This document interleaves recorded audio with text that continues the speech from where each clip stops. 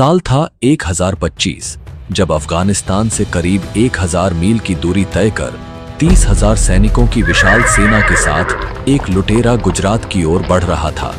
लेकिन जैसे ही वह इस प्राचीन मंदिर के गर्भगृह में पहुंचा, उसकी आंखों के सामने जो दृश्य था वह उसकी सोच से परे था। एक सफेद शिवलिंग जो हवा में बिना किसी सहारे तैर रहा था। न कोई रस्सी, न कोई आधार, न कोई जादू। तो क्या यह कोई चमत्कार था या फिर प्राचीन भारत की कोई अद्भुत गुप्त विद्या?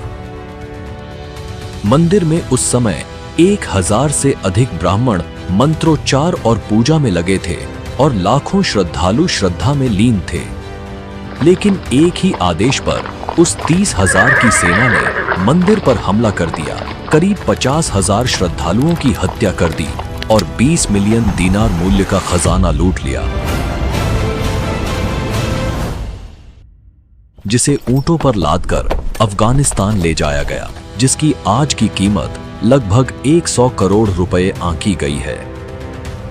लेकिन बात यहीं खत्म नहीं होती। इस मंदिर को सिर्फ एक बार नहीं बल्कि 17 बार तोड़ा गया और हर बार इसे उसी भव्यता के साथ दोबारा बनाया गया। उस टूटे शिवलिंग के कुछ अंश वर्ष 2025 में फिर से खोजे गए, जो आज भी हवा में तैर रहे हैं, जिन्हें देखकर आपके होश उड़ जाएंगे। अब आपके मन में यह प्रश्न जरूर उठता होगा कि सोमनाथ का प्रथम मंदिर किसने बनाया था और यह कितना प्राचीन है। इसलिए साल 2020 में जब IIT गांधीनगर और पुरातत्व विभाग ने ग्राउंड पेनेट्रेटिंग रडार तकनीक से मंदिर के नीचे की परतों का विश्लेषण किया, तो एक 3 मंजिला भूमिगत इमारत सामने आई, जिसमें सीढ़ियां, द्वार और गुप्त कोठरियां थीं।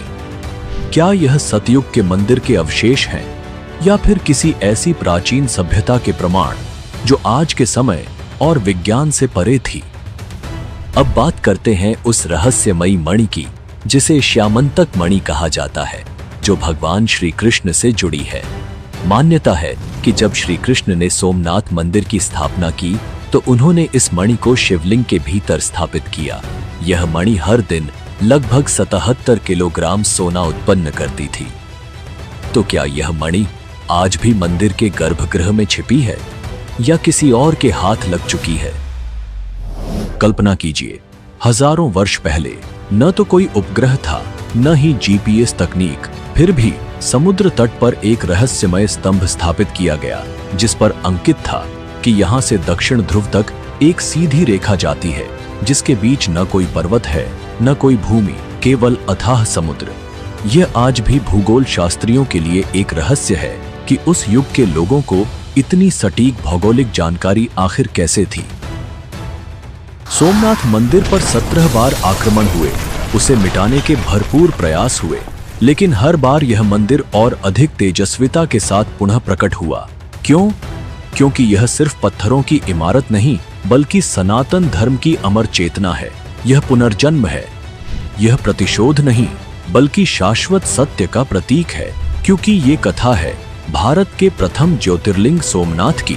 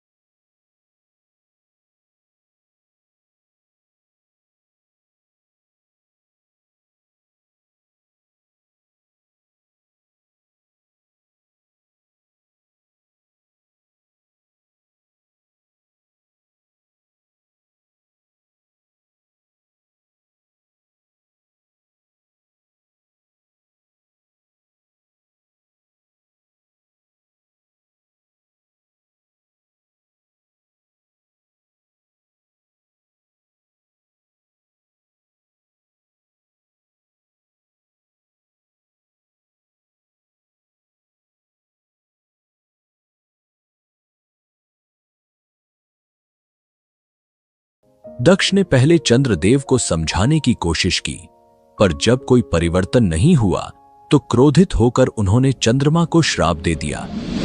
तुम्हारा तेज प्रतिदिन क्षीण होता जाएगा और तुम अंततः निस्तेज हो जाओगे।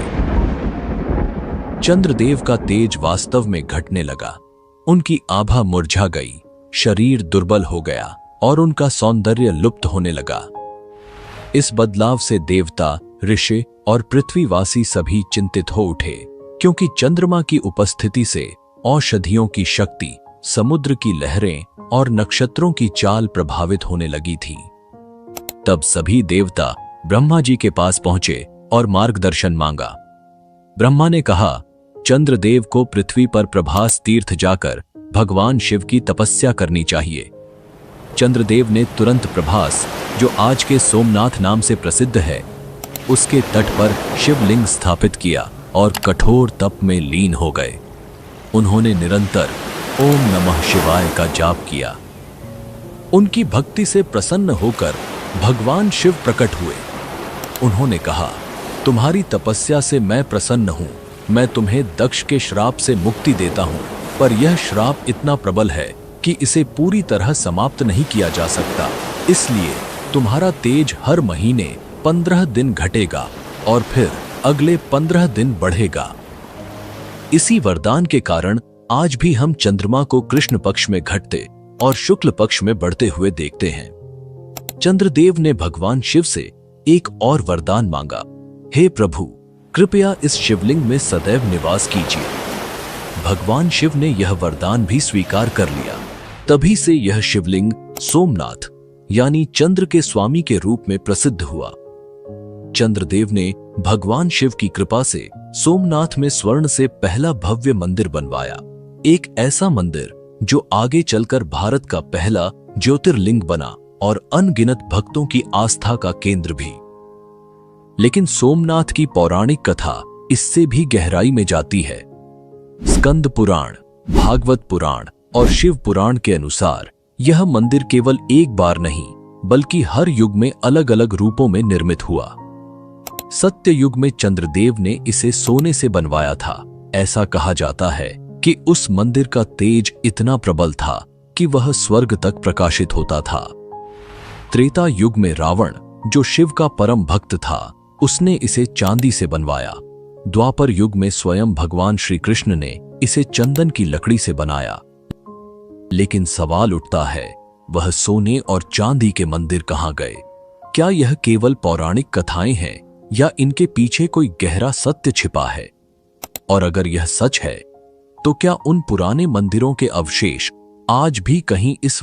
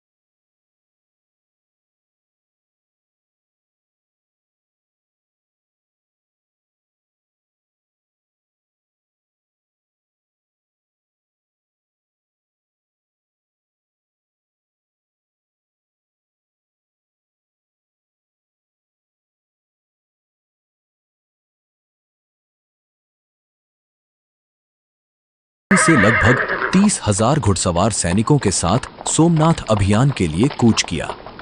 भोजन और पानी की व्यवस्था के लिए उसने 20,000 ऊंट और लगभग 50,000 सेवकों को साथ लिया। उसने गंगा यमुना का आसान मार्ग छोड़कर थार के भीषण रेगिस्तान से रास्ता तय किया। यह साबित करता है कि उसके इरादे कितने मजबूत और क्रूर थे। 6 जनवरी 1026 की सुबह महमूद की सेना सोमनाथ मंदिर की दीवारों के सामने डेरा डाल चुकी थी। मंदिर की रक्षा के लिए हजारों हिंदू योद्धा खड़े थे। 3 दिन तक चली इस भयानक लड़ाई में लगभग 50,000 हिंदू रक्षकों ने अपने प्राणों की आहुति दी। अंततः महमूद मंदिर के गर्भगृह तक पहुंच गया। महमूद के सैनिक जैसे ही गर्भगृह में दाखिल हुए, वे डर के मारे चीखते हुए बाहर भागे। उन्होंने देखा कि मंदिर के भीतर एक सफेद शिवलिंग बिना किसी सहारे के हवा में तैर रहा था। यह दृश्य उनके लिए किसी चमत्कार से कम नहीं था। महमूद स्वयं अंदर गया और उस तैरते शिवलिंग को देख स्तब्ध रह गया। कुछ सैनिकों ने इसे दैवी चमत्कार कहा तो कुछ ने इसे छल बताया। तब एक सैनिक ने तलवार छत की ओर फेंकी और वह छत से चिपक गई। पता चला कि मंदिर का गुंबद लोडस्टोन यानी चुंबकीय पत्थरों से बना था और शिवलिंग लोहे का था, जिसकी वजह से वह हवा में संतुलित था। यह प्राचीन भारत के विज्ञान और वास्तुकला का अद्भुत उदाहरण था, जिसे गजनवी की सेना समझ नहीं सकी और तोड़ने के लिए तैयार हो गई। महमूद ने आदेश दिया, लोडस्टोन को हटाओ। जैसे जैसे एक एक पत्थर हटता गया, शक्ति का संतुलन बिगड़ता गया। अंत में वह पवित्र शिवलिंग जमीन पर गिर पड़ा। पुजारियों ने महमूद से विनती की, अगर आपको धन चाहिए तो ले जाइए, पर हमारे ईश्वर को मत तोड़िए। लेकिन महमूद ने ठहाका लगाते हुए कहा, मैं मूर्तियों का व्यापारी नहीं, मैं तो बुतशिकन हूं। मैं इतिहास में मूर्ति भंजक के रूप में याद रहना चाहता हूं। उसने शिवलिंग को कुल्हाड़ी से टुकड़े टुकड़े कर दिया।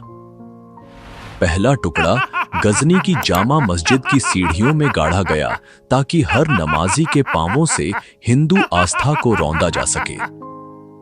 कुछ टुकड़े मक्का और मदीना भेजे गए, जहां उन्हें मस्जिदों के फर्श में दफनाया गया, एक धार्मिक विजय के प्रतीक के रूप में। लेकिन कुछ छोटे टुकड़े ब्राह्मण पुजारियों ने रातों रात छुपाकर सुरक्षित रख लिए, यह जानते हुए कि यह केवल पत्थर नहीं, सनातन धर्म की आत्मा है।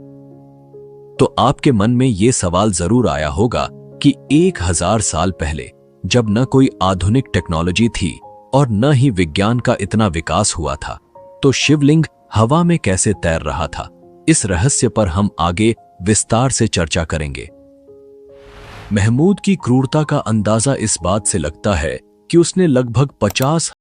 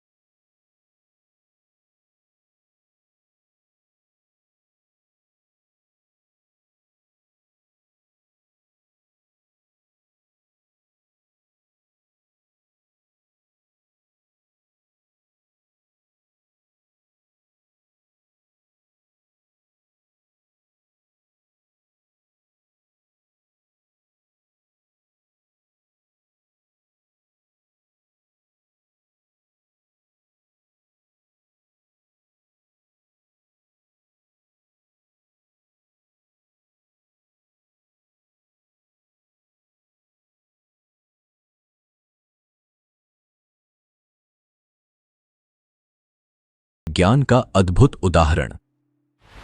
13वीं शताब्दी के प्रसिद्ध भूगोलवेत्ता और साहित्यकार जकारिया अल काजिनी ने सोमनाथ मंदिर के बारे में लिखा है कि मंदिर के अंदर गर्भगृह के बीचों बीच एक विशाल पत्थर था जो बिना किसी सहारे के हवा में लटक रहा था। न ही उसके ऊपर कोई रस्सी थी, न ही नीचे कोई आधार था। वह बिना किसी स्पष्ट कारण के हवा में स्थिर था, जो सभी के लिए आश्चर्य का विषय था। सोमनाथ मंदिर का प्रसिद्ध तैरता शिवलिंग सदियों से पर्यटकों, इतिहासकारों और वैज्ञानिकों के लिए अनसुलझा चमत्कार रहा है। इस शिवलिंग के तैरने के पीछे विज्ञान, धातुकर्म और प्राचीन भारतीय तकनीकी कौशल का अद्भुत संगम है। आधुनिक विज्ञान के अनुसार इस असाधारण घटना का जवाब है मैग्नेटिक लेविटेशन, जिसे चुंबकीय शक्ति से हवा में तैरना भी कहते हैं। मंदिर की छत के गुंबद में शक्तिशाली चुंबकीय पत्थर लगे थे, जिनका चुंबकीय क्षेत्र नीचे की ओर फैलता था। दूसरी ओर शिवलिंग लोहे, निकल और बिस्मत जैसे विशेष मिश्रण से बना था, जो इस शक्तिशाली चुंबकीय क्षेत्र के प्रभाव में हवा में स्थिर हो जाता था। आज के आधुनिक युग में नासा और अन्य अंतरिक्ष एजेंसियां इसी मैग्नेटिक लेविटेशन की तकनीक पर करोड़ों खर्च करती हैं। ऐसे में सवाल उठता है कि हजारों वर्ष पहले हमारे पूर्वजों के पास यह तकनीक कहां से आई? क्या वे आज के वैज्ञानिकों से भी कहीं ज्यादा उन्नत थे? अपनी राय कमेंट करके जरूर बताएं। कुछ वैज्ञानिक मानते हैं कि शिवलिंग के अंदर ही एक और विशेष तत्व मौजूद था, जिसे श्यामंतक मणि कहा जाता है। पौराणिक कथाओं के अनुसार यह मणि भगवान कृष्ण से संबंधित थी और इसे स्वयं कृष्ण ने शिवलिंग के भीतर स्थापित किया था। कहा जाता है कि यह मणि इतनी शक्तिशाली थी कि इसके प्रभाव से शिवलिंग निरंतर हवा में तैरता रहता था। ये मणि हर दिन लगभग 77 किलो सोना उत्पन्न करती थी। इस सिद्धांत को और बल तब मिला जब फरवरी 2025 की महाशिवरात्रि पर आध्यात्मिक गुरु श्री श्री रविशंकर ने यह दावा किया कि सोमनाथ मंदिर के मूल शिवलिंग का एक हिस्सा, जिसे महमूद गजनवी ने 1026 में तोड़ा था, लगभग 1000 वर्षों से सुरक्षित और गुप्त रूप से संरक्षित रखा गया था और अब वह उनके पास है। जब महमूद गजनवी ने शिवलिंग को खंडित किया, तब अग्निहोत्री ब्राह्मणों के एक परिवार ने उसके टूटे हुए टुकड़े एकत्र कर लिए थे। बीते 1000 वर्षों से यही पुजारी परिवार इन टुकड़ों की रक्षा करता आ रहा है। तो दोस्तों, यही था हवा में तैरते सोमनाथ मंदिर के शिवलिंग का रहस्य। एक ऐसा रहस्य जो आज भी आधुनिक विज्ञान के सामने एक खुली चुनौती बना हुआ है, जिसे देखकर पूरी दुनिया चकित है कि 1000 साल पहले भारत के ज्ञानियों के पास ऐसी तकनीक और समझ आखिर कैसे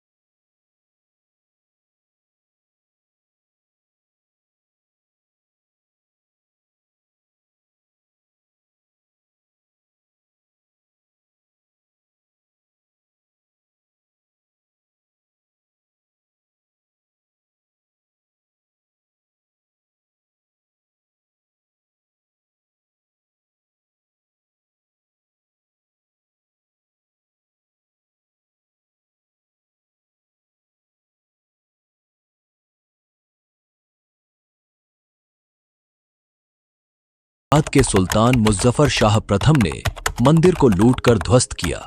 इसके बाद 1451 में महमूद बेगड़ा ने और फिर 1665 और 1706 में औरंगजेब ने मंदिर को लूटकर पूरी तरह से तोड़ दिया और वहां मस्जिद बना दी। ऐसा कहा जाता है कि इतिहास में सोमनाथ को कुल 17 बार लूटा गया। लेकिन दोस्तों, कहानी यहीं खत्म नहीं होती।